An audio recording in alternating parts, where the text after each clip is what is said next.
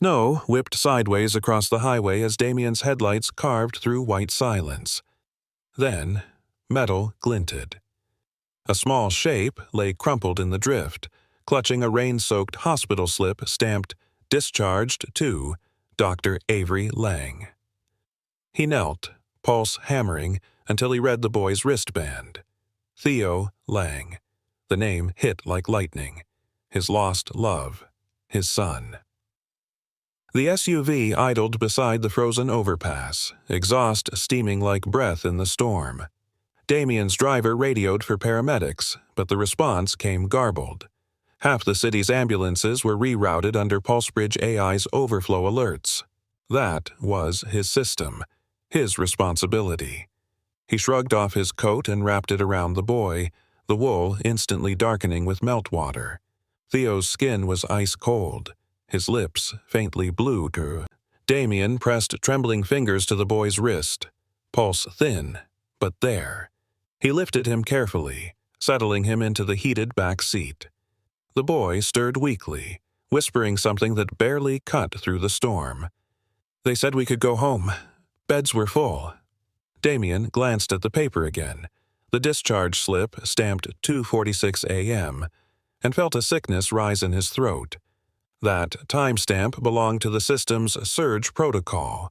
When patient capacity maxed out, PulseBridge's algorithm auto-flagged cold, stable cases for early release. He had built that safeguard, to save beds for trauma cases, not to send children into a storm. The irony crushed him. His entire empire existed to prevent tragedies like this, and yet, the proof of his own system's failure was shivering in the seat beside him. Theo's fingers twitched, reaching for the paper.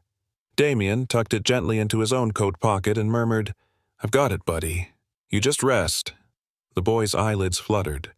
"Mom said we'd be okay." "Where is she now?" Damien asked softly. Theo's eyes glistened before closing again. "She didn't come home." The words punched through Damien's chest. Avery Lang, the woman who'd once mapped out his future on napkins in candlelit cafes, who'd vanished with a quiet finality after their bitter court dispute, was still out there. And this boy, this fragile thread of life in his arms, carried her name.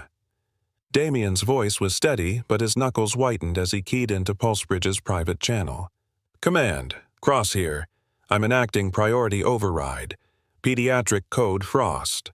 Authorization Damien Cole Cross, CEO level." His dashboard tablet flashed crimson before turning green. "Confirmed. Routing open bed. Seattle Children's West Campus. ETA 6 minutes." He eased the SUV onto the empty freeway, wipers slicing through the storm. Sirens wailed faintly in the distance as the city lights shimmered behind walls of ice. Beside him, Theo stirred again. "Are you the man who answers when Mom stops smiling?" The question made Damien grip the wheel so tightly his watch bit into his wrist. "No," he said quietly, more to himself than the boy, "but I'm trying to be." Theo's breathing steadied as the heater filled the cabin with warmth. Damien glanced at the hospital slip again, creased, blurred, but the name Dr. Avery Lang remained visible under the smear of melted ice. He had lost her once to pride and paperwork. He would not lose her child to a system built in his name. When the SUV finally pulled under the bright red emergency canopy, Damien didn't wait for the nurses. He lifted Theo in his arms, crossing the slick pavement as though carrying his own confession. "Name's Theo Lang," he told the triage nurse, voice steady but shaking inside. "He's hypothermic, mild shock, immediate warming, and fluids." The nurse nodded briskly. "You his guardian?" Damien hesitated for the briefest heartbeat. "For now." The automatic doors hissed shut behind them, sealing out the storm. The fluorescent lights buzzed faintly as a warmth crept back into the room. Theo lay beneath a foil blanket, a nasal cannula feeding gentle oxygen. His lashes fluttered with the uneven rhythm of dreams. Damien stood at the foot of the bed, still in his soaked suit, his coat draped over a chair. A nurse entered with a clipboard. "We're stabilizing him. Body temp's up to 96.4. He's lucky you found him when you did. Damien nodded, his jaw tight. What about his mother? The nurse scanned the chart. Dr. Avery Lang, listed as emergency contact. Her hospital's been on rolling blackout since midnight. Power grid failures everywhere. We tried calling, but most lines are down. Damien's stomach clenched. Avery Lang. The name still sounded like a heartbeat that had once matched his. He turned toward the hallway where a glass separated him from the pediatric wing's command desk. Monitors blinked with Pulsebridge's neural dashboard, his own creation, alive and indifferent. Every dot represented a patient rerouted, every green line a saved life, every red one a loss. And somewhere in that lattice of logic, his son had been marked expendable. His phone vibrated. Internal alert, unauthorized CEO override. He ignored it. Instead, he logged into the Pulsebridge admin lattice and pulled up the audit trail. He traced Theo's case ID backward through the labyrinth of digital decisions. Triage AI, intake clerk signature, discharge timestamp, algorithmic justification. Each line of code was clinical, detached. Status, cold stable. Reason, pediatric hypothermia risk deemed low, forecast warming window 45 minutes. Discharge approved, 2:46 a.m. His stomach twisted as he scrolled to the human override log. There, Dr. Avery Lang had signed the initial admission herself, likely after rushing Theo in. But the discharge? That authorization came from someone else entirely, an overworked intake clerk who had clicked through the warning prompts just to clear the backlog. One mistake, multiplied by his machine, had nearly cost a life. The nurse re-entered. Mr. Cross, he's responding well. We're moving him to pediatrics for observation. Damien blinked at the name tag, Nurse Greer, and offered a faint nod. Thank you. I'll cover any cost, just make sure he stays warm. She smiled politely. You're not the first parent to say that tonight. Parent. The word hit him harder than he expected. When she left, Damien stood alone again. Theo's breathing steadied under the hum of machines. The boy's hand, small and bruised from IV tape, twitched toward the edge of the bed. Without thinking, Damien reached out and covered it with his own. The warmth that met his palm was fragile but real. He thought of Avery, how she used to hum when nervous, how she'd scribble notes on napkins about data meeting empathy, how everything between them had collapsed under one lawsuit that turned love into liability.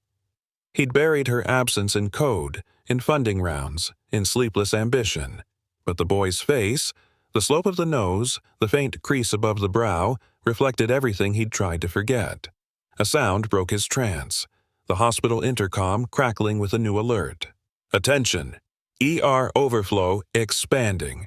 Pulsebridge initiating load balancing protocol Beta 7. Damien swiped open his phone, pulse quickening. Beta 7 wasn't just an overflow, it was a full system triage redistribution, one that could move patients mid-transfer. He stared at the display. Theo's case ID blinked amber. The algorithm was preparing to auto-transfer him to another hospital, across town, through ice-blocked roads. No, Damien muttered. Not again. He hit the override key, but the interface flashed, Access conflict, board lock engaged. The board must have reinstated central control after detecting his earlier interference. He exhaled sharply, then looked toward Theo, whose lips had regained a trace of color. Hang in there, kid, he whispered, pulling out his secure earpiece. You're not leaving this room. Into the mic, his voice turned low, precise, the tone that once moved markets. Command, this is Cross. Freeze all pediatric transfers citywide, effective immediately. The line hissed with static, then compliance. Confirmed, Mr. Cross. Transfer queues halted. Relief flooded him, brief but grounding. For the first time since the storm began, he felt the smallest flicker of control return. Theo stirred again, eyes half open. It's cold outside. Damien leaned closer. Not anymore. Outside, ice hammered the windows, blurring the skyline of Seattle. But inside, under a halo of white hospital light, Damien Cross, visionary, CEO, and a man who had built machines to save strangers, stood watching over the one life that would redefine them all. The hospital's generator coughed, dimming the lights to a soft amber before the backup system stabilized. Nurses rushed past in rubber-soled shoes, their voices clipped but calm. The ice storm had swallowed half the city, and every emergency department was overflowing. Damien leaned against the glass partition of Theo's room, his reflection overlapping the boy's still figure. He looked like a ghost in his own creation, a man haunted by code. "Mr. Cross?" The voice came from behind. A tall man in his 50s, salt and pepper hair, wearing the dark navy parka of Pulsebridge's on-site operations lead. "Didn't expect to see you here in person. The board's been trying to reach you all night." Damien's jaw tightened. They can wait. The man, Anders, his longtime data logistics director, shifted uneasily. "There's chatter about your overrides. Legal's concerned you've compromised the audit trail. We can't have you making unilateral calls during— I just pulled a child out of the snow with a discharge slip from our system," Damien interrupted, his tone low and cutting. "You think I'm worried about legal optics?" Anders hesitated. "Whose case?" "Lang. Theo Lang." Recognition flickered. "Lang? As in—" "Yes," Damien said. The single word carried enough weight to silence further questions. Anders exhaled, rubbing a gloved hand over his face. "Damien, the board won't take this lightly. They've been on edge since the beta protocol started misrouting cases. If they find out it's her—" "I'll handle it," Damien snapped, then softened his voice. "Just keep the servers stable. No more auto-discharges tonight. Every flagged patient gets human review." Anders nodded reluctantly and stepped away, muttering into his comms. Damien turned back to the glass. Inside, Theo's monitors beeped in a steady rhythm, small green peaks against a black field. The boy's hand shifted toward the edge of the blanket, searching unconsciously. Damien stepped in and sat beside him. Theo's eyes fluttered open, hazel with a trace of blue. Avery's eyes. "Is Mom coming?" The question hit like ice water. Damien swallowed hard. "We're going to find her," he said, steady and certain, even though he had no idea where to start. The boy blinked slowly. "She said, if anything happens, find Dr. Cross." Damien froze. "What?" Theo's fingers twitched toward the pocket of his small hospital gown. Damien helped him reach it. The boy pulled out a folded scrap of paper, edges torn and damp. He handed it over, his voice barely a whisper. "She wrote it before we left." Damien unfolded the paper. In faint, smeared ink, 2 lines read, "If the system fails, find Damien Cross. He'll know what to do." A.L. The air seemed to vanish from the room. Avery hadn't disappeared out of contempt. She'd been trying to protect their child within the very network he built. Damien pressed a hand to his temple, 1,000 memories flooding back. Avery, laughing at a prototype drone that wouldn't hover, her voice warm when she'd said, "One day, your machines will listen to hearts, not just data." Now, years later, her faith in him had survived when everything else hadn't. He looked at Theo, who was watching him with fragile hope. "You did the right thing, holding on to this." Theo blinked sleepily. "Mom said you fix things." Damien's throat tightened. "I used to think so." A loud chime interrupted, the kind that froze blood in every doctor's veins. Across the hallway, red alerts began flashing on the monitors. Nurse Greer's voice rose above the din. "Surge in ER, power grid drop in Sector 9, Pulsebridge rerouting ambulance flow." Damien's phone vibrated with an emergency push. "System load balance critical. AI initiating dynamic diversion. Unauthorized CEO override suspended." He felt the ground shift beneath him. The algorithm was seizing back control, undoing his commands, pushing patients, possibly Theo, out of the queue to balance citywide load. He bolted to the control desk. "Cancel dynamic diversion. Manual hold on all pediatric units." A young technician stared at him, wide-eyed. "Sir, the system locked us out. Full automation mode.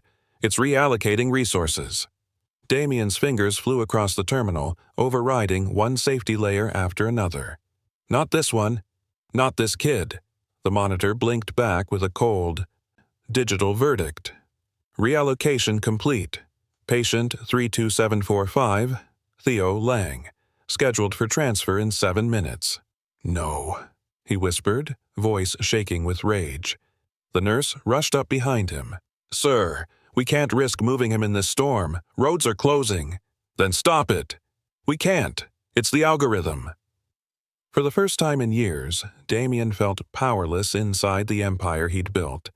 The system that had made him a billionaire, the same intelligence he'd designed to save lives, was about to send his son back into the cold. He slammed a hand against the console. "Then shut it all down." The nurse blinked. "Sir?" "All of it. Pulse bridge, every connection, every route, every AI loop." "But that'll—" "Do it." She hesitated only a second before keying in the shutdown command. The lights flickered, monitors dimmed, and the endless lattice of pulse bridge went dark, one heartbeat at a time. In the sudden quiet, Damien turned toward the pediatric room window. Theo lay still, safe for now. Outside, snow lashed against the glass, but for the first time all night, the storm inside him began to settle.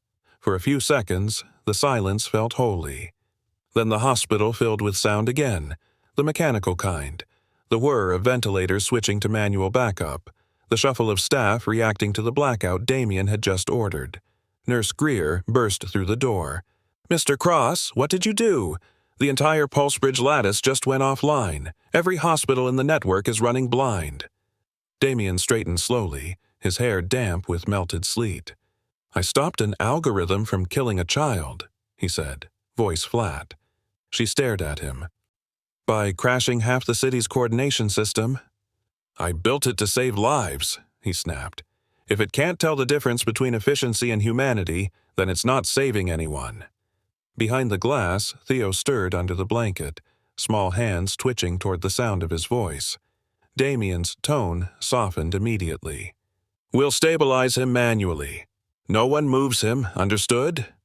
Greer hesitated, reading the conviction in his eyes, then nodded. "Understood." She hurried out, barking orders to other nurses to maintain patient logs by hand. The control room was chaos. Phones ringing, radios crackling, technicians scrambling to update analog maps. Damien walked through it all like a man moving underwater. Anders's voice came through his earpiece, tight with alarm. "Damien, what the hell is going on?" "The board's in full panic mode. The system's dark across 5 counties." Damien's answer was calm. "Better dark than dead. Do you realize what this means? Public hospitals can't even confirm incoming patients. You've just tanked a federal safety contract." "I'll answer for it later," Damien said. "But first, I'm fixing what's broken." He killed the channel and walked toward Theo's room. The boy was awake now, eyes glossy but clear, staring at the reflections of emergency lights on the ceiling. Damien pulled a chair beside the bed and sat. The moment felt impossibly fragile, like one wrong word could break it. Theo's voice was small. "Did you make the lights go out?" Damien smiled faintly. "Kind of. I needed the machines to listen. Mom says machines don't listen." He let out a slow breath. "She's right about that." Theo's brow furrowed. "She said you build things, that you fix people's problems." "Sometimes," Damien said, his voice tightening. "But sometimes the things I build cause them to." The boy studied him with a seriousness far beyond his years. "Mom said you used to be her friend." Damien froze. He hadn't expected that. "She said," Theo went on, "you used to make her laugh when the ER got too loud." A memory flooded back. Avery, exhausted after a 12-hour trauma shift, leaning in the hospital cafeteria with coffee in both hands. He'd sketched algorithms on napkins just to see her smile. "Yeah," he murmured. I used to. Theo blinked sleepily. Then why did you stop? Damien swallowed the lump in his throat. Because I thought I was helping her by building something bigger. I didn't realize I was building walls instead. The boy looked at him for a long moment, then whispered, Mom doesn't like walls. Damien felt something break quietly inside him, a lifetime of logic cracking open into something human again. He leaned back, exhaling. Neither do I anymore. A knock came at the door. Anders stood there, his expression caught between anger and disbelief. You'd better come to the conference line, he said. The board's convened an emergency session. They're demanding to know why you pulled the plug. Damien rose slowly, casting one last look at Theo. Stay warm, okay? I'll be right outside. Theo gave a faint nod. You'll fix it. The words echoed down the hall as Damien stepped into the control room. On screen, 12 board members' faces filled the grid, men and women in suits. Backgrounds of home offices and penthouses, their tones clipped and incredulous. Damien, are you aware of the consequences of your action? The chairman demanded. You've disrupted the national triage network. 24 facilities are offline. We could face federal inquiry. Damien met their gaze, calm and unblinking. You can file whatever inquiry you want. A 10-year-old boy nearly froze to death tonight because our system valued throughput over life. That's the inquiry I'm concerned with. A woman in the top left window sneered. And you took it upon yourself to decide that? Yes, he said simply. The chairman's voice rose. You don't have that authority. I just used it. Silence fell across the call. Damien leaned forward, his tone cutting through the static. Find out who coded the auto-discharge override and why Dr. Avery Lang's contact logs were blocked from reaching me years ago. Someone buried her messages. I want every record uncovered by morning. He ended the call before they could answer. When he turned back toward Theo's room, the boy was asleep again, chest rising and falling in steady rhythm. The crumpled discharge slip rested on the bedside table under a cup of melted ice, its ink warped but still readable.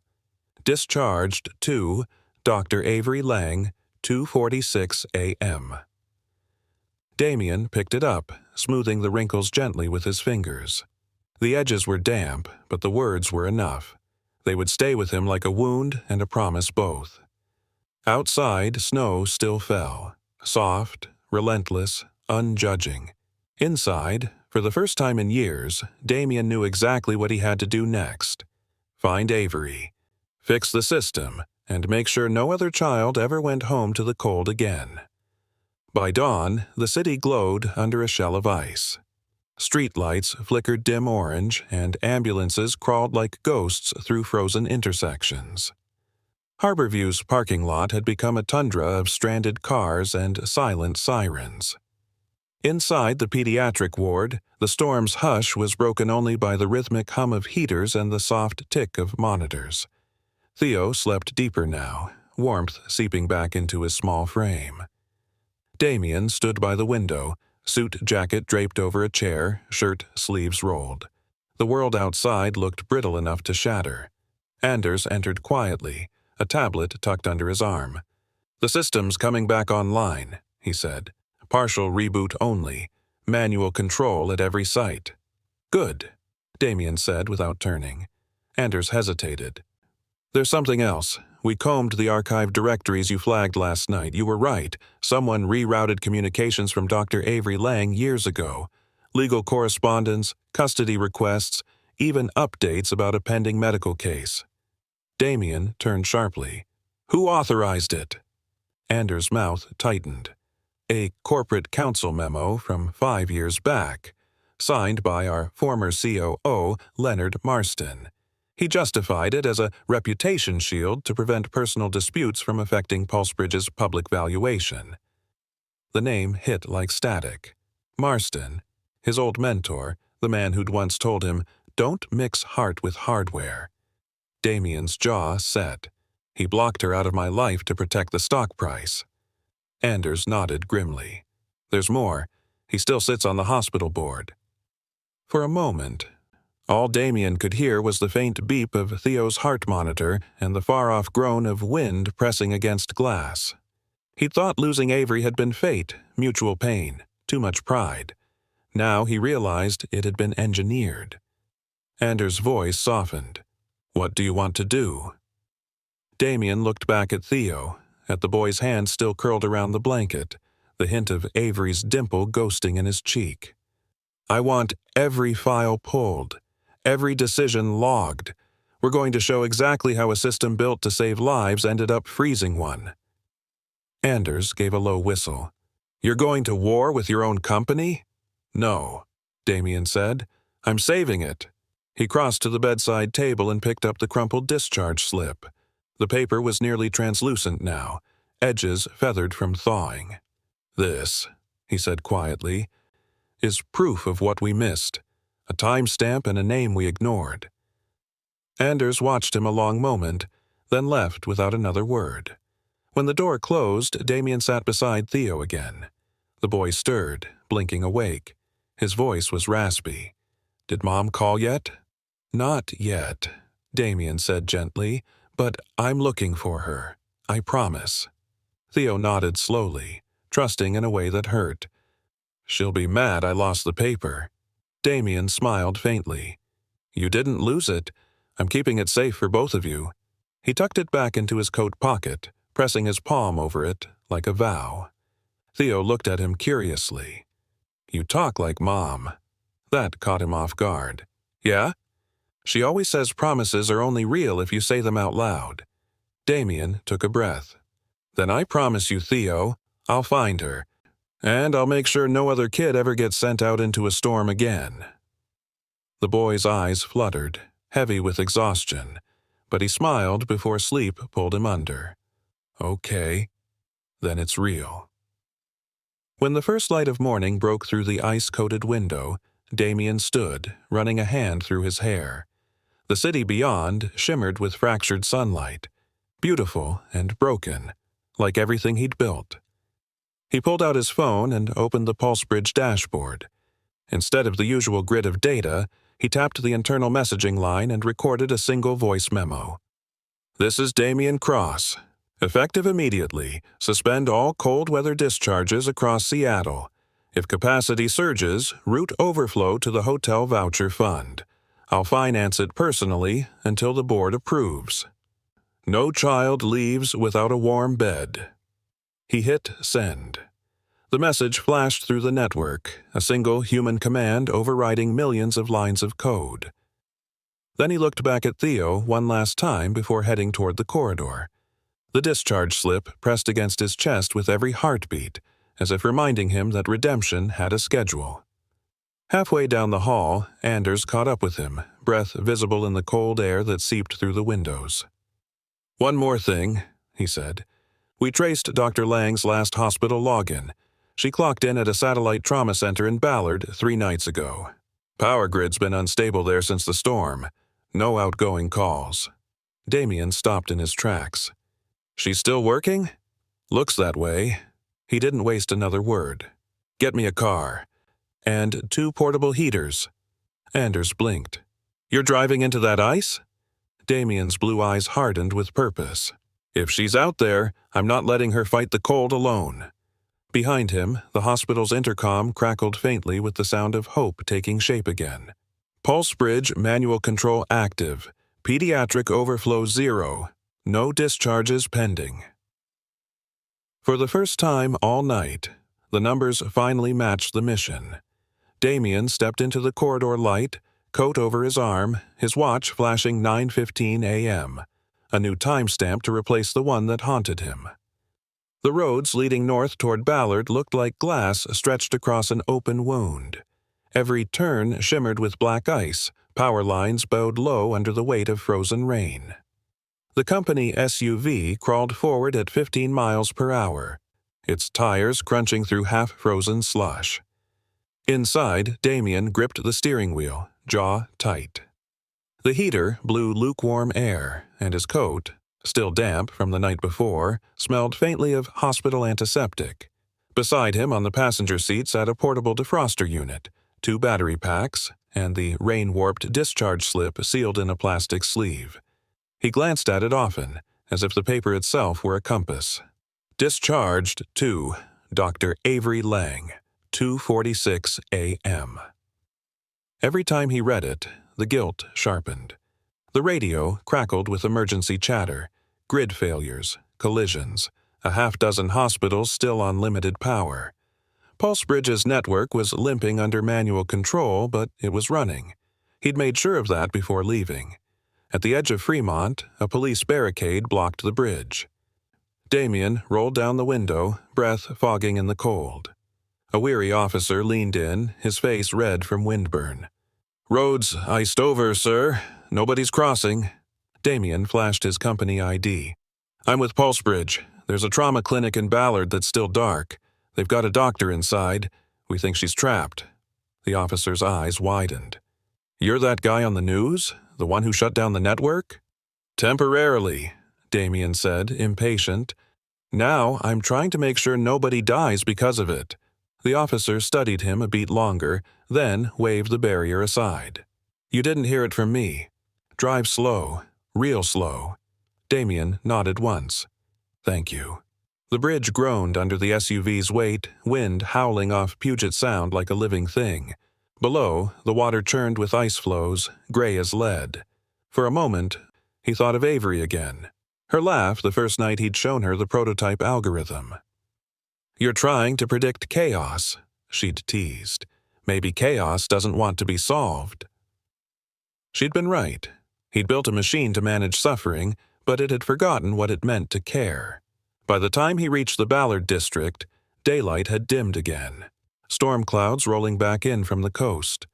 The trauma clinic stood at the corner of a narrow street, windows frosted opaque.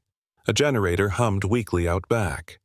Damien parked, grabbed the heaters, and pushed through the heavy door.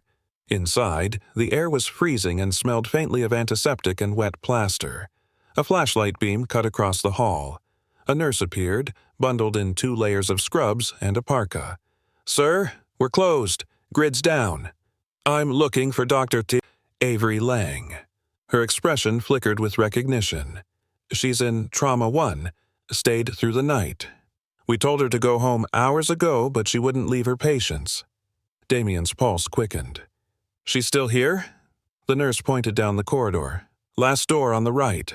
He moved quickly, boots crunching over salt pellets scattered on the tile. When he reached the door, his hand hesitated on the handle. Through the frosted glass, he saw her silhouette, tall, steady, hair pulled back beneath a headscarf, moving between 2 patients on gurneys with the same calm precision he remembered. Even in the dim light, she radiated the same quiet intensity that had once undone him. He pushed the door open. "Avery." She turned. For a heartbeat, neither spoke. The years between them hung heavy as the frost on the window. Her eyes, those same clear, deliberate eyes, widened, then softened. "Damien," she said, his name exhaling like relief and disbelief all at once. He took in the dark circles beneath her eyes, the rawness of her hands from hours of cold. "You shouldn't be here," he said quietly. Her brow lifted.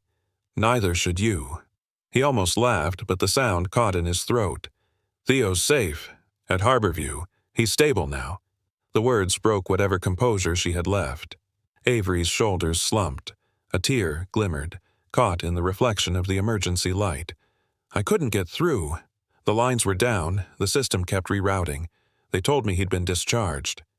"He was," Damien said softly, pulling the plastic sleeve from his coat. "Into a blizzard." This was in his hand. She reached for it, trembling slightly as her fingers brushed his. The paper crackled between them. "I told them to hold him until morning," she whispered. "Someone must have—" "An intake clerk cleared the case under surge protocol," Damien said. "But it's deeper than that. Your contact logs, everything, were blocked. I didn't know." She looked up sharply. "Blocked? By who?" "Marston, the old COO. He walled you off to protect me from reputational risk. He made sure your messages never reached my inbox. Every letter, every update." Avery's eyes flared with anger and grief. "You think that helps?" "No," Damien said, "but I needed you to know I wasn't the one who stopped listening." The silence that followed was raw. Behind her, a generator coughed, and a fluorescent bulb flickered weakly. Finally, she drew a shaky breath.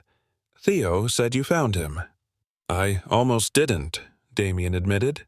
"If I'd been 5 minutes later—" He couldn't finish. Avery stepped closer, studying him in the half-light. "You're still wearing suits to disasters," she murmured. He managed a faint smile. "And you're still trying to save the world with bare hands." Their eyes held, and for the first time since the storm began, something warm pierced through the cold. Then she whispered, "Let's get back to him." Damien nodded. "The roads are rough. I brought heat packs and blankets." As they packed up medical supplies, Avery paused and turned to him. "Damien," she said quietly, "you shut down the network last night, didn't you?" He froze. "You heard?" "The nurses have radios," she said, half a smile tugging at her lips. "They called it the cross blackout. Half the city was cursing your name." "And the other half?" Her smile deepened, faint but real. "Still alive." When they stepped back into the wind, snow swept sideways across the street, but the car's headlights cut a clean path through it. Avery slid into the passenger seat, her stethoscope still around her neck. Damien turned the key, the engine roaring to life. "We'll be at Harborview in 20. Avery looked out the window, the storm reflecting in her eyes. "He still believes promises have power," she said softly. "That if someone says something out loud, it becomes real." Damien gripped the wheel. "Then let's make this one real too." Outside, the first sirens of the morning echoed through the icy streets, proof that somewhere, order was returning, and for the first time in years, so was hope. By the time they reached Harborview again, daylight had turned silver and thin. The ice storm had begun to break, but its silence lingered, a world muffled under frost. Emergency crews moved like silhouettes through drifting fog, headlights cutting faint cones of light across the parking lot. Damien parked near the ambulance bay, killed the engine, and turned to Avery. For a moment, neither spoke. He saw the exhaustion in her posture, the streaks of dried salt on her parka, the stubborn calm in her gaze, the same calm she'd always worn in operating rooms when chaos pressed at the door. "I thought you left Seattle," he said softly. "I did," she replied. "Then the city ran short on trauma staff last year. They asked me to help stabilize rotations. I said yes, but I didn't think our paths would cross again." "Neither did I," Damien said, his voice low. "Not like this." They stepped out into the cold, boots crunching on crusted snow. Inside, the hospital corridors were dimmer now, the fluorescent lights flickering from intermittent power. Yet the warmth that greeted them felt almost alive. The hum of heat, the rhythm of breathing, the faint whisper of blankets being adjusted by nurses who had worked through the night. When they reached the pediatric unit, Avery stopped in the doorway. Theo lay sleeping under a gentle glow of monitors, his face soft with color again. She pressed a hand to her mouth, shoulders trembling. Damien stood back, giving her space. Watching her move toward the bed felt like watching a world rebuild itself, one breath at a time. She brushed her hand through Theo's hair. "Hey, sweetheart," she whispered, voice cracking. "You did so good." Theo stirred, eyes fluttering open. When he saw her, his entire face lit. "Mom!" Avery bent low, pressing her forehead to his. "I'm here, baby. I'm right here." Damien looked away briefly, giving them the privacy of that reunion. The sound of Theo's small laugh, faint but real, filled the room with a warmth the heaters could never match. When Avery finally turned, her eyes shimmered. "You saved him," she said simply. He shook his head. "He saved me." Theo blinked sleepily between them. "You know each other?" Avery hesitated. Damien knelt beside the bed, leveling his gaze with the boys. "A long time ago, your mom and I built things together. She helped people. I tried to help machines learn how." Theo frowned softly. So, you're friends? Avery exhaled. We were. We are. Damien met her eyes, saw the unspoken years flicker between them. Letters undelivered, messages lost, decisions made in anger that had turned into silence. The air between them felt fragile but real. Theo yawned, curling deeper into his blanket. Can we be friends again? The innocence of it pierced them both. Avery smiled faintly, her voice a whisper. I think we already are. Damien rose, adjusting the coat on the chair. He should rest. Avery nodded. He will. Then quieter. You look different, Damien. Older? She gave a small laugh. Tired, but also grounded. The man I knew used to look at people and see equations.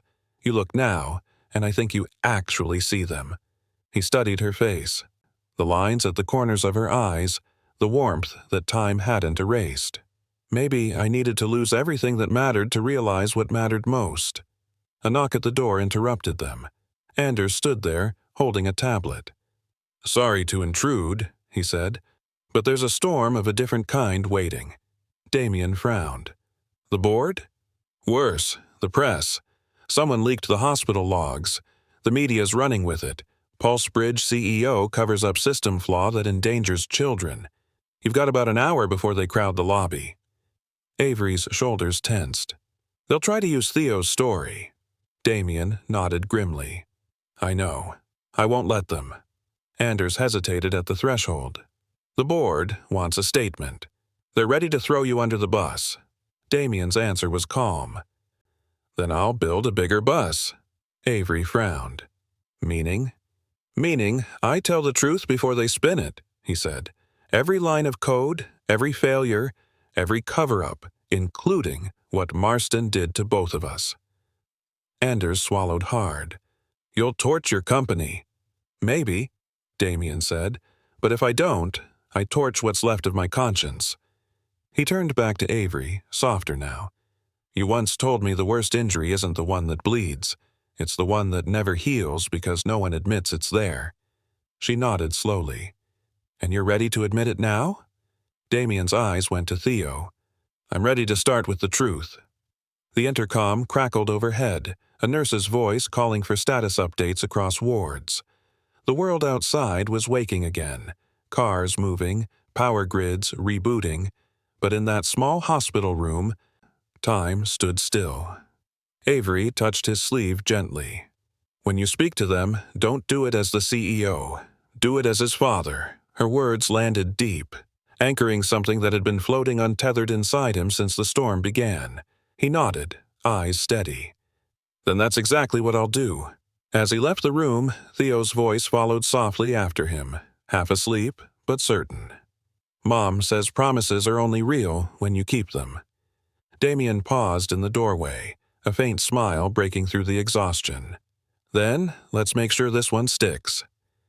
Outside, the first rays of winter sunlight touched the snow, cold light finding warmth again, and somewhere beyond the hospital walls, Seattle waited to hear the truth. The hospital's conference auditorium had been transformed overnight into a media bunker. Tripods lined the back wall, cables coiled like snakes across the floor, and a dozen reporters waited behind a row of bright camera lights that burned the cold morning haze into sterile gold. Damien stood behind the podium in a gray wool coat instead of his usual tailored suit. His tie was gone. His watch glinted faintly beneath his cuff, but otherwise he looked less like a CEO and more like a man bracing for weather inside his own skin. Anders adjusted the mic. You don't have to do this live, he said quietly. We can pre-record, control the edit. Damien shook his head. No filters. They need to see I mean it. A reporter called out from the front row, voice sharp. Mr. Cross, did you knowingly override your company's safety protocols and endanger lives? Another cut in before he could answer. Is it true that a child was discharged from a Pulsebridge hospital during last night's storm and nearly died? The questions came fast, pointed, rehearsed like weapons. Damien held up a hand, calm. Before I answer any of that, he said, I need you to understand something. Pulsebridge was built to save lives, to predict when hospitals were overwhelmed, to reroute ambulances faster than any human dispatcher could. We succeeded in speed, but we failed in empathy. Murmurs rippled through the room. The press wasn't used to confession this early in a statement. "I found that child myself," he continued, voice steady. 10 years old, hypothermic, alone on a road where no child should ever be. He'd been discharged because an algorithm and a tired intake clerk flagged him as stable. I built that algorithm. That makes me responsible. Camera shutters clicked like a chorus. "I also discovered," he went on, eyes sweeping the crowd, "that years ago, this company's leadership interfered with personal communications tied to that same family. I was told it was to protect reputation. In truth, it protected arrogance." A hush fell. Damien took a slow breath. "So, here's what's going to happen. Effective immediately, I'm implementing the 2:46 a.m. protocol. No pediatric discharge during severe weather conditions. Every overflow hospital will issue emergency housing vouchers automatically, funded by my own share dividend until a permanent fund is established. We'll open warm bay shelters next to every ER, places where no patient, no parent, no child is sent into the cold." He paused, letting the silence stretch. "And one more thing. I'll be stepping aside as CEO for the next 90 days while an independent ethics board reviews every system decision we've made since PulseBridge launched. Transparency isn't punishment, it's repair." The questions shifted tone. "Mr. Cross, are you admitting liability?" "Yes," he said simply, "because pretending otherwise won't make the snow any warmer." Behind the cameras, Anders watched in disbelief. He'd expected Damien to defend the company, not dismantle its armor. But something in the room shifted. The kind of gravity that happens when people witness truth without spin. One reporter near the aisle lowered her pen. "What about the boy?" she asked softly. "How is he?" Damien's expression changed, quiet pride flickering beneath fatigue. "He's recovering. His name is Theo." He hesitated just long enough for the next words to carry weight. "He's my son." Gasps rippled through the room. The microphones buzzed as if even the equipment didn't know how to process it. Damien didn't flinch. "I didn't know until last night," he said. "Not because his mother kept him from me, but because my own company's systems did. That's how deep the problem goes. We built walls where there should have been bridges." The silence that followed wasn't judgmental. It was stunned. Damien looked directly into the nearest camera. "If you take one thing from this, let it be this. No system, no company, no algorithm, no ego should ever decide who deserves to be warm or who gets to live. That decision belongs to us." He stepped back from the podium. No closing line, no prepared soundbite, just quiet resolve. For a moment, no one moved. Then, from the back of the room, a single reporter began to clap. Slowly, others joined, uncertain but genuine. The applause wasn't celebration. It was relief, the sound of something thawing. Anders approached as Damien left the podium. "You realize what you just did? The board's going to implode." "Good," Damien said. "Maybe something honest can grow in the ruins."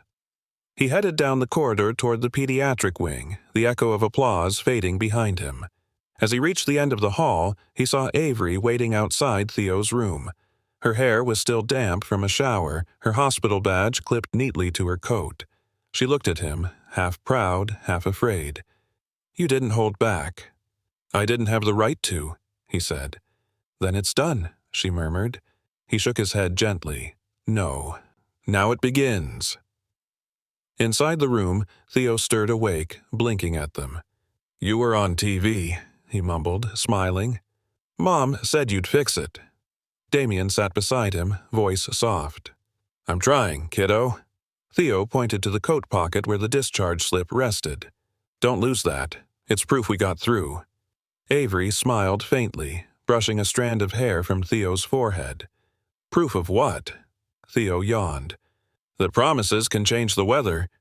Damien met Avery's gaze, something wordless passing between them, part forgiveness, part new beginning.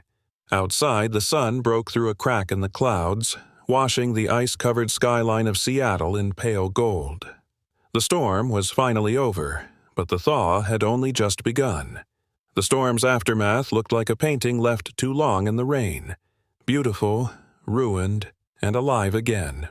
Seattle shimmered beneath melting ice.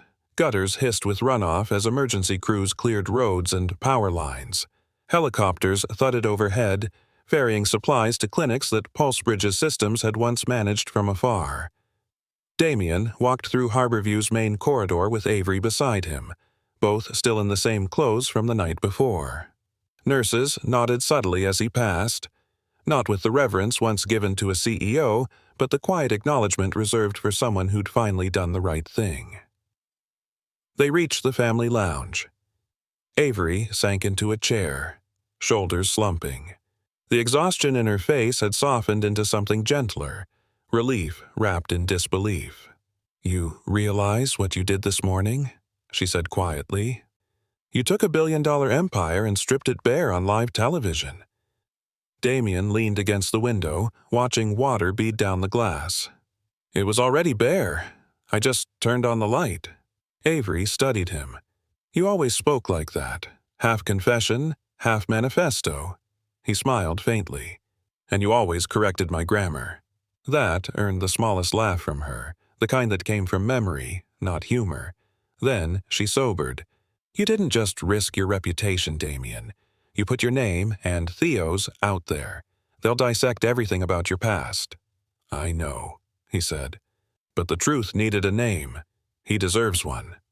Silence stretched between them. Avery folded her hands in her lap, thumb tracing the faint imprint of her wedding band that had long been removed. "You think a press conference can erase 10 years?" "No," he said softly. "But it can start something honest." Her gaze shifted toward the window, where sunlight finally reached the slush-covered street below. "Honesty's a good start," she murmured. Before he could answer, his phone vibrated. Anders again. Damien glanced at the screen, debating, then answered. "Tell me it's not another crisis," he said.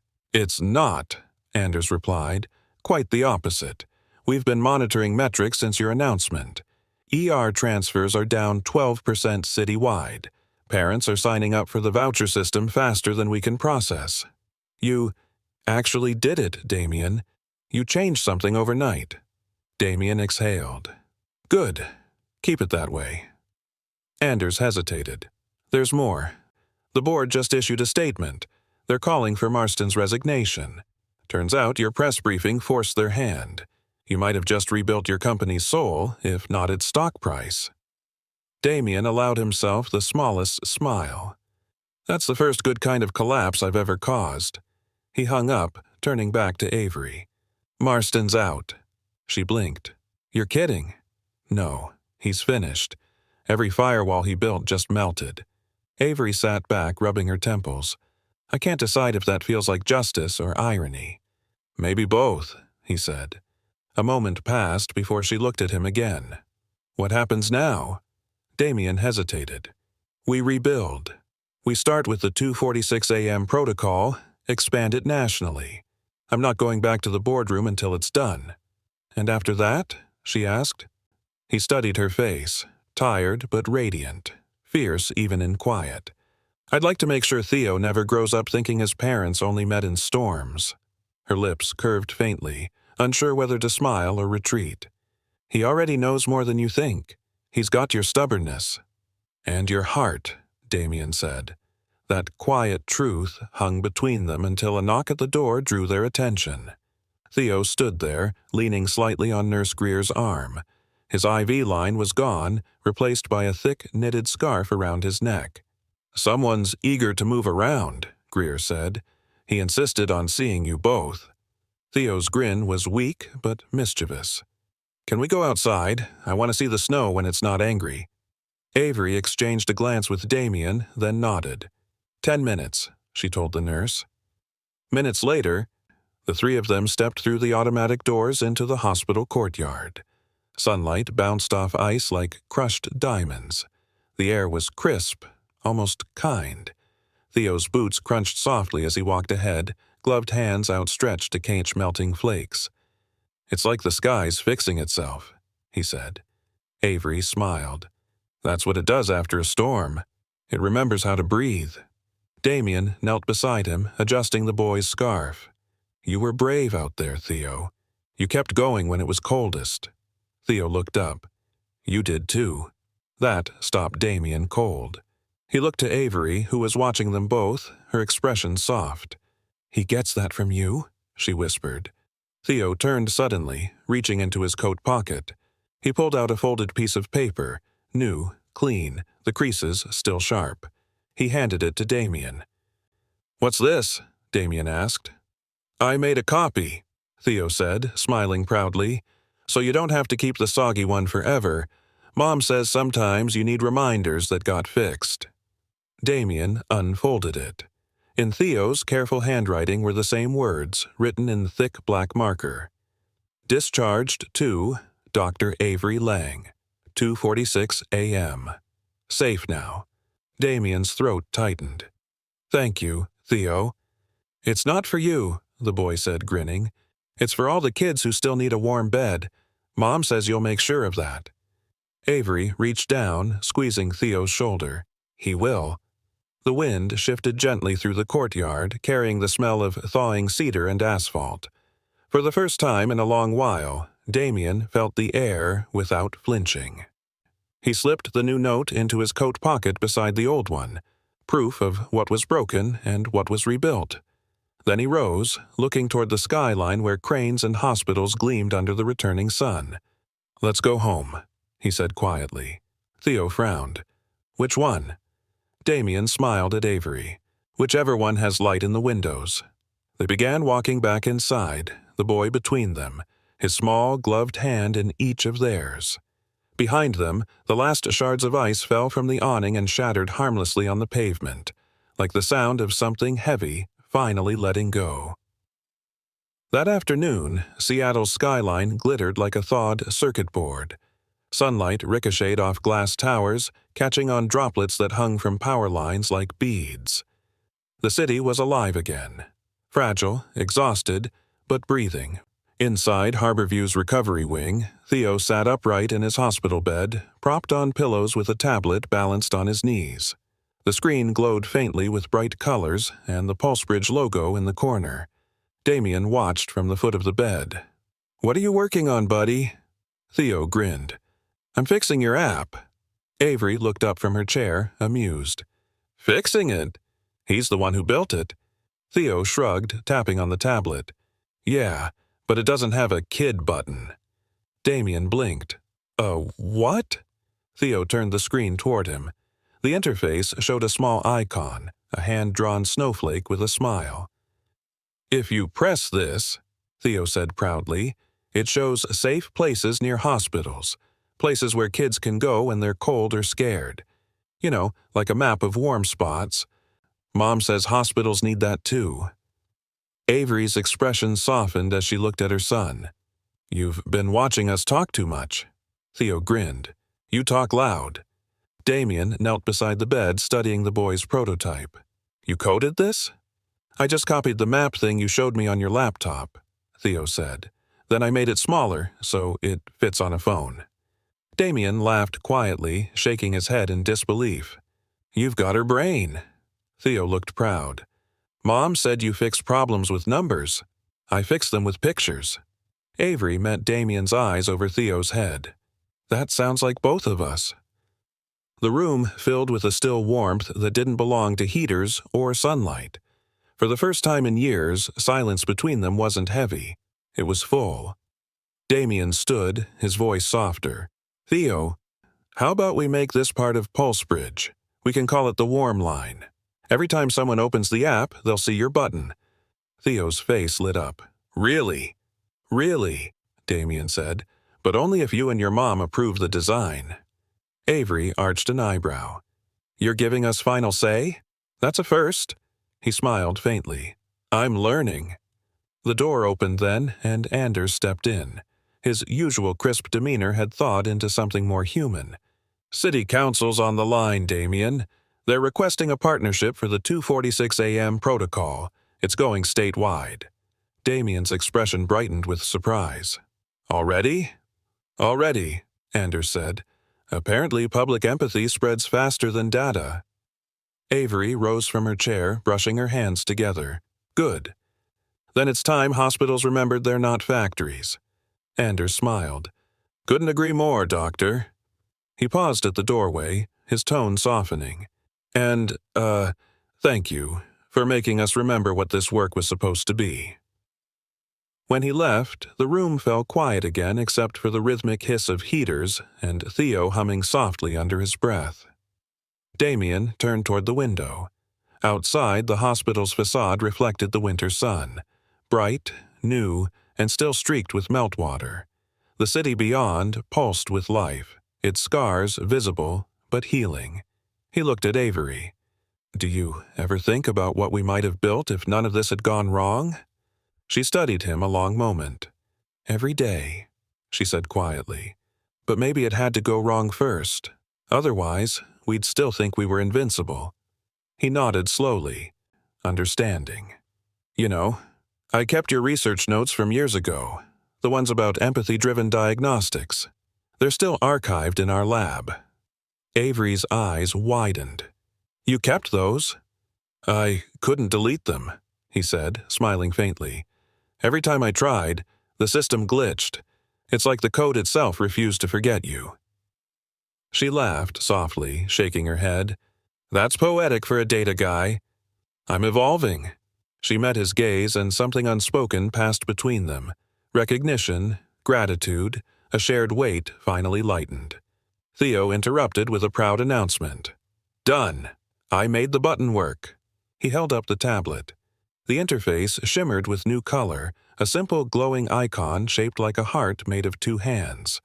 Beneath it, in small bold letters, "No one discharged to the cold again." Damien reached out and touched the screen lightly, his reflection blending with Theo's. "Looks perfect," he said. Avery leaned closer, her voice barely above a whisper. "You realize that's going to become your company's motto now?" He nodded. "Good. It should be." For a long moment, the three of them just stood together, mother, father, son, watching the icon pulse like a heartbeat. Outside, news helicopters buzzed above the city, broadcasting the start of something that wasn't about scandal anymore. It was about change.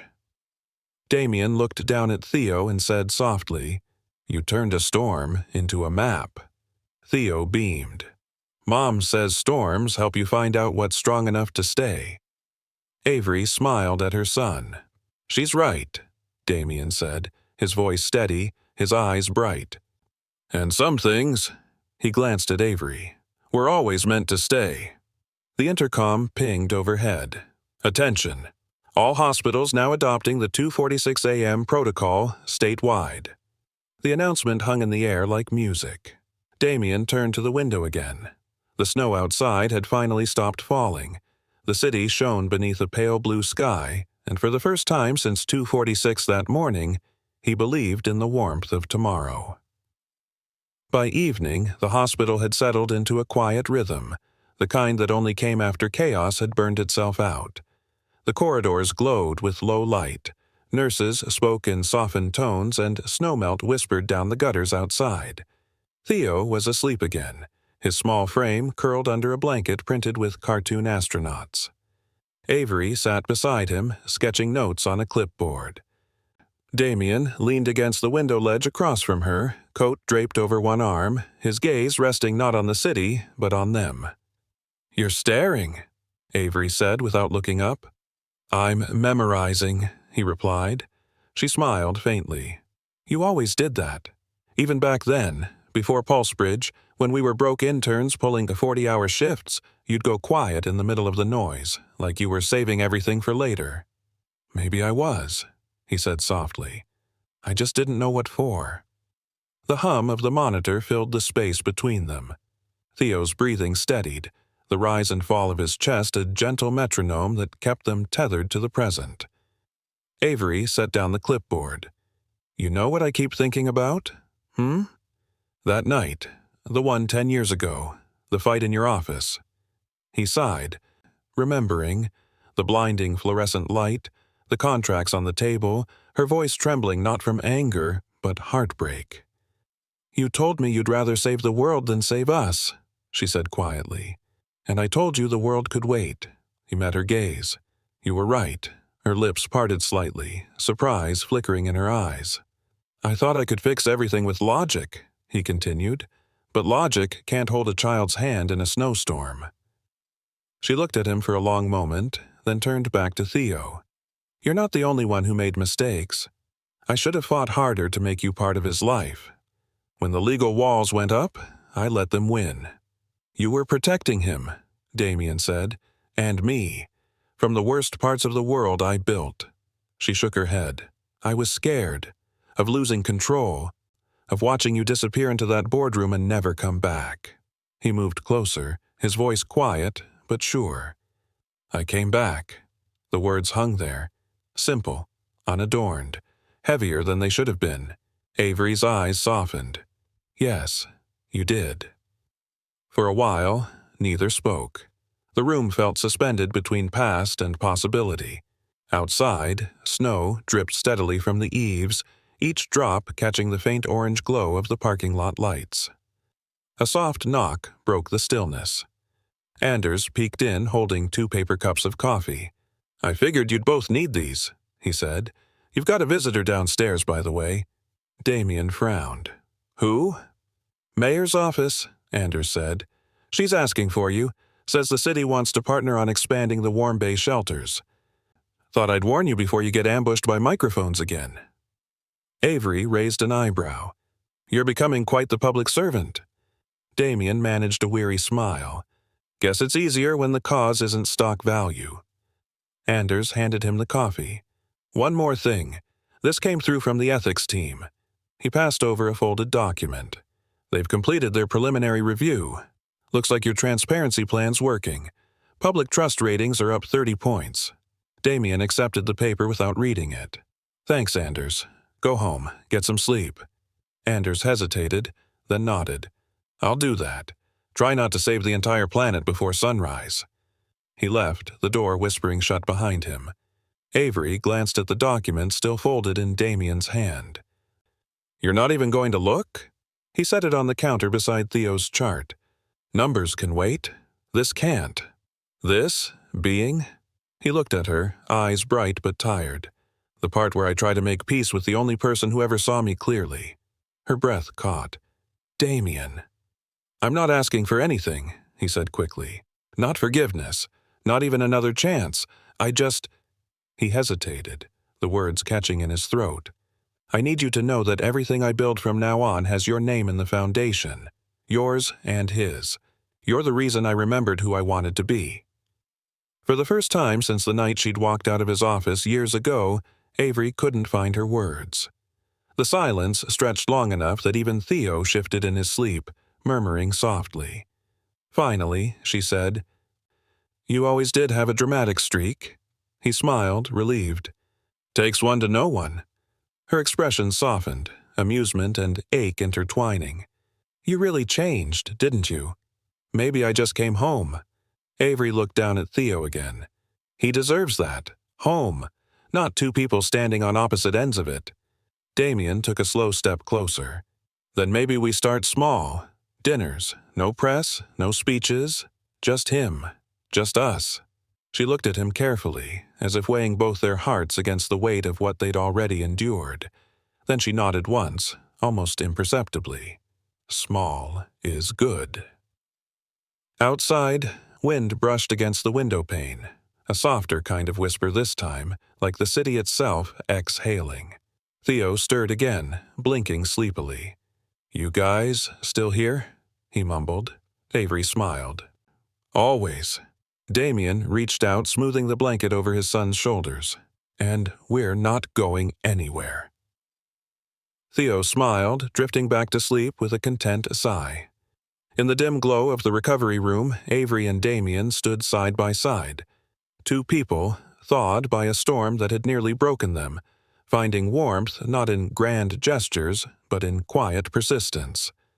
Tomorrow would bring scrutiny, negotiations, and the long climb toward rebuilding. But tonight, there was only this: shared silence, steady breathing, and a boy sleeping safe between them. For the first time in years, that was enough.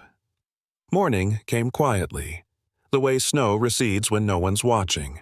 A pale sun rose over Seattle's skyline, its reflection rippling across the thawing streets. From Harborview's upper floors, the city looked reborn, icy rooftops flashing like distant lighthouses, the sound stretching beyond them in calm, gray-blue light. Damien stood by the window of Theo's room, sipping lukewarm coffee as the first news broadcasts of the day rolled in on the wall-mounted television. Headlines scrolled across the bottom of the screen. Pulsebridge implements new cold weather safeguards. 2:46 a.m. Protocol goes national within 48 hours. CEO Damien Cross admits flaws, wins public trust. He turned the volume down. For once, the world could talk without him listening. Behind him, Avery was helping Theo get dressed. Gray sweatpants, a knitted sweater donated by one of the nurses, boots 2 sizes too big. Theo tugged at the sleeves and grinned. "I look like a snowman that learned manners." Avery laughed softly. "You look perfect." Damien turned. The sight of them, the small, domestic ordinariness of it, felt unreal. For years, his life had been made of boardrooms and circuits, precision and control. Yet nothing about this room obeyed control, and that made it perfect. "Pulsebridge called," Avery said, glancing over her shoulder. "They're asking for a statement from both of us about the new shelters." "I'll write it," Damien said. "You approve it." She raised an eyebrow.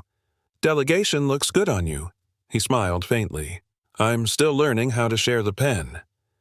Theo climbed onto the chair by the window, fogging the glass with his breath and drawing a small heart. "That's for the warm bays," he announced. "Every hospital should have one on their window. Then people remember where the light comes from." Avery kissed the top of his head. "You keep coming up with ideas like that, and your dad's board will be out of a job."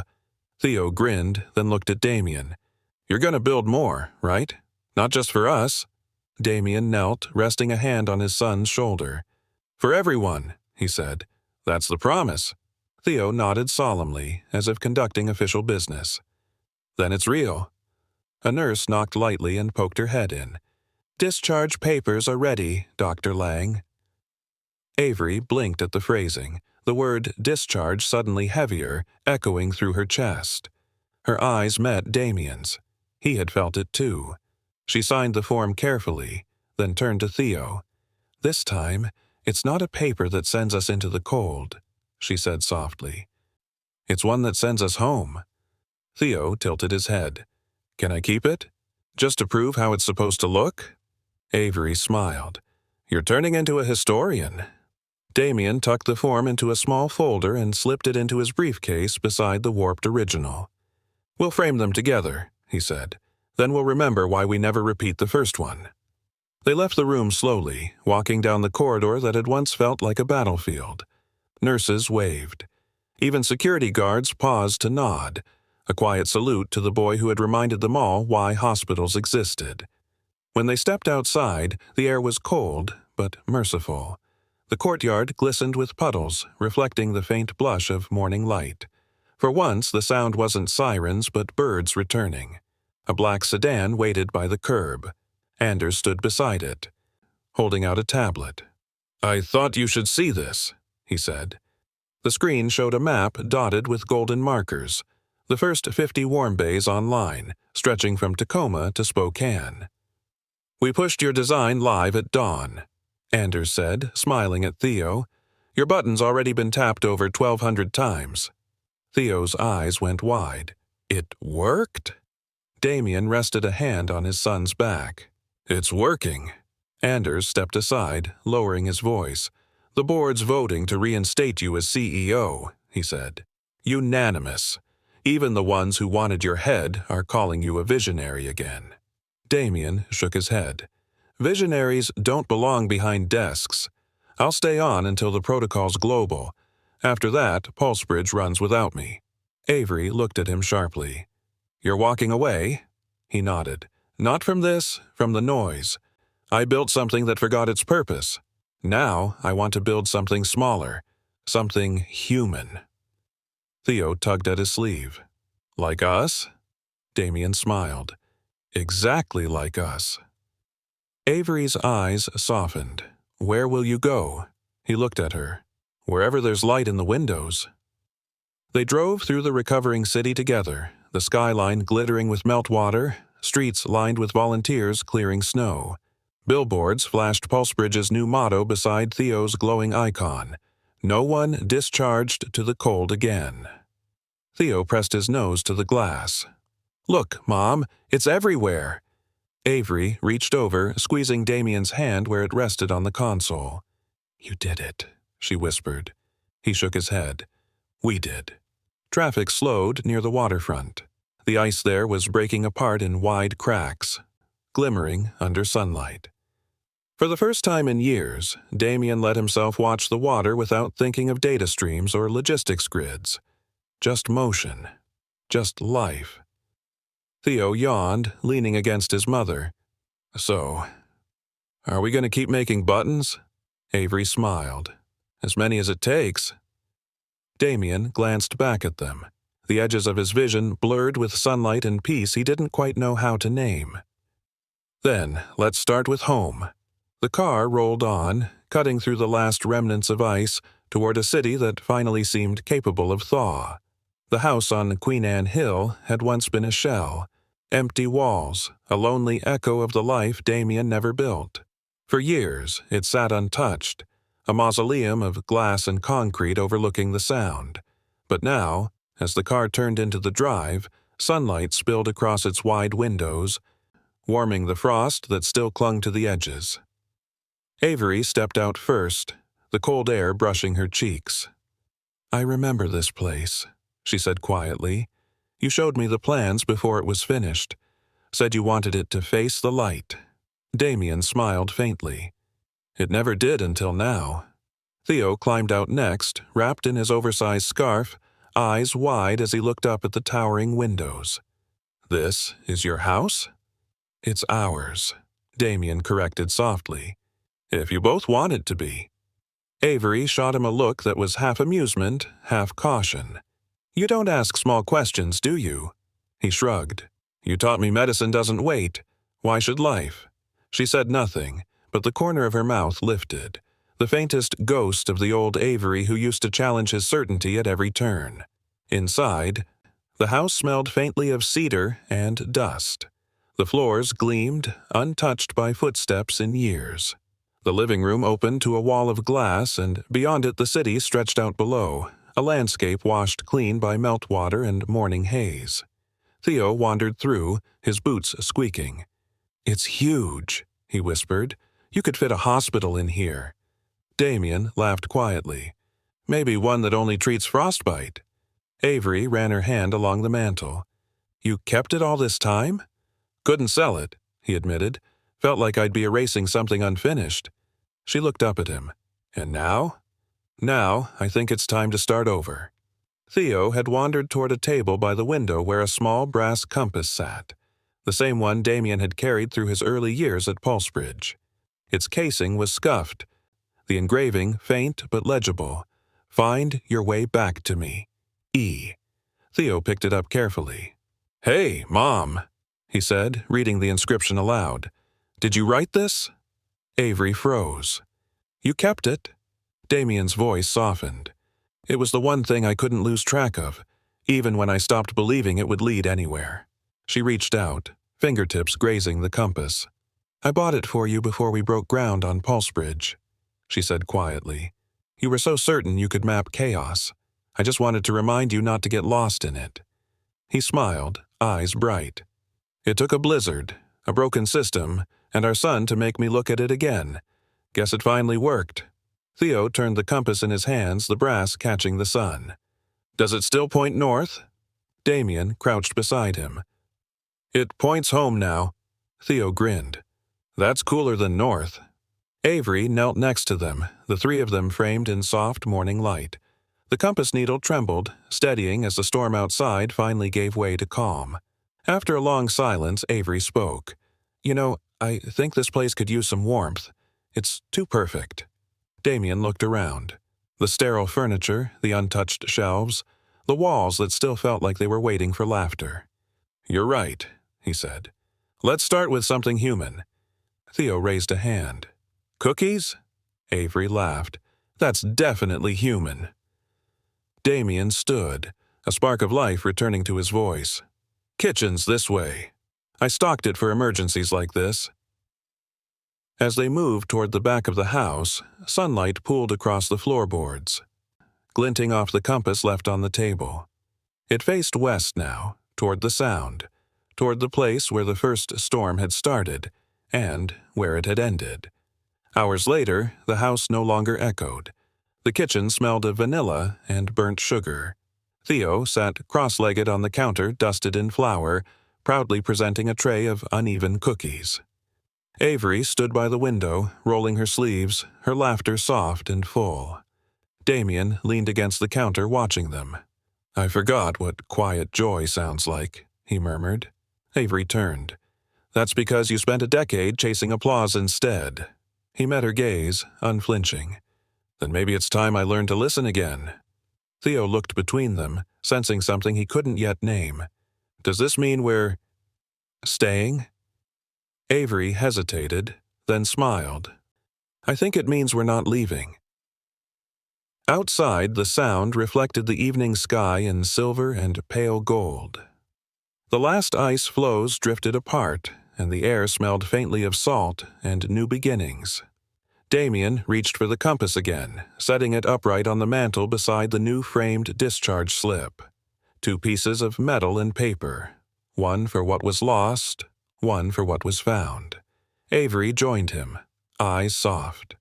"You finally found your way back," she said quietly. He shook his head. "We all did." Theo yawned, leaning against his mother. "Can we make snow angels tomorrow?" Damien smiled. "Only if the snow listens." Theo laughed, curling into Avery's side as the last light slipped across the room. For the first time in years, the house didn't feel like an echo. It felt like a promise kept. By the next morning, the house was no longer silent. The smell of coffee drifted from the kitchen, mingling with the faint sweetness of Theo's leftover cookies. Sunlight stretched across the floor in golden bands, warming the frost still clinging to the edges of the window panes. Avery stood on the balcony, wrapped in Damien's wool coat, her hair pulled back loosely. The Sound shimmered beneath her, ice breaking apart like old regret finally letting go. Behind her, she heard footsteps and turned. Damien appeared in the doorway, barefoot, holding 3 mugs. One was small and steaming with cocoa. "For the engineer who fixed our app," he said, handing it to Theo. Theo grinned and sipped, leaving a cocoa mustache. "When are we making more warm bays?" "As soon as the ground's dry enough to break," Damien said. "We'll start with the one by your hospital." Theo nodded solemnly, as if approving a business plan. "Mom says every hospital should have a light you can see even when it snows." Damien smiled. "Then that's what we'll build next." Avery leaned against the railing, watching the father and son exchange quiet jokes, the morning sun catching in both their eyes. She hadn't realized how much silence she'd been carrying until laughter replaced it. Theo tugged at Damien's sleeve. "Can we go back to the hospital later? I promised Nurse Greer I'd show her my app button." "Of course," Damien said. "But first, you need breakfast." Theo darted back inside toward the kitchen, humming under his breath. When his small footsteps faded, Avery turned to Damien. "You're staying here for good, aren't you?" He met her gaze. "If you'll have me here." A long pause followed, soft, real, unhurried. "It's not about having you," she said finally. "It's about building something that lasts this time." "I'm done building things that break," he said. She looked out over the water. "Do you know what I thought when I saw you standing in that hospital doorway? I thought you looked like someone who'd finally stopped running." "I did," he admitted, Right there, in the storm. She nodded slowly. Then let's stop running together. For a moment, neither moved. The only sound was the faint hiss of snowmelt dripping from the gutters. Then she reached out, brushing her fingers against his. He turned his hand over, letting hers rest in his palm. Inside, Theo's voice carried from the kitchen. Mom! Dad! The news is showing our app again. Look! They stepped inside together.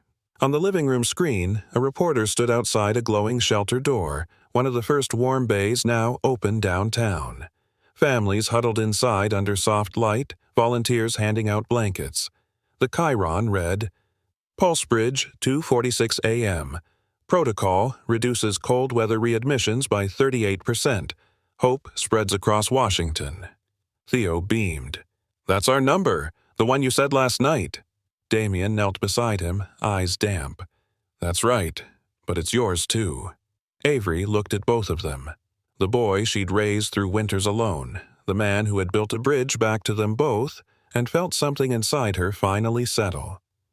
The camera on the screen panned upward, capturing a plaque mounted beside the shelter door.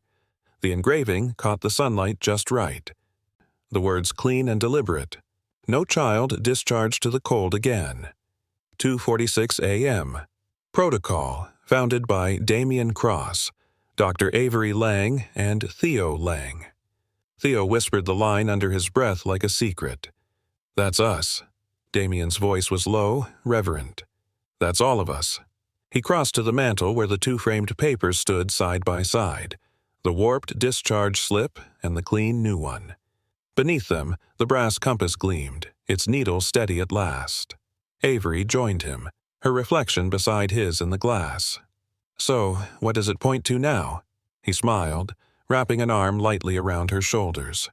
Home, he said. Always home. Theo ran in, tugging their hands. Come on, the snow's still soft. We can make angels before it melts. They followed him outside into the yard. The air smelled of cedar and cold earth, the sky breaking open into the kind of blue that only comes after long storms. Theo flopped into the snow first, laughing as he waved his arms wide. Damien lay down beside him, suit sleeves damp, watching his son carve wings into the white. Avery knelt on the other side, her laughter joining theirs. Light, unguarded, the sound of everything finally beginning again. Above them, the sun glowed through thinning clouds, casting long, bright shadows that looked almost like halos. For once, the storm had nothing left to take, only a promise to keep. And inside the house behind them, the compass needle stayed perfectly still, pointing toward the laughter echoing through the snow.